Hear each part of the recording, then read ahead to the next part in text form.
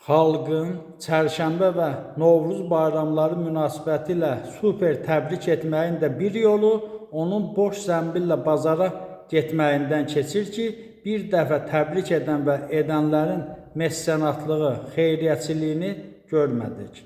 Novruz bayramı ərəfəsində nə əmək haqqı qalxdı, nə də pensiya. Əksinə qiymətlər bayrağımızın bir kərə ucalmasından hər il ilham alaraq qalxmaqda, kəlləçarxa çıxmaqda davam etdi.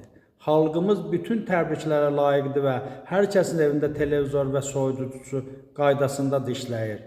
Hətta televizorlarımızda super təbrikləri gözləyə-gözləyə soyuducuları öz boşluqlarını qorumasını səbirlə izləyirlər. Allahın bir adı da səbirdir deyirlər.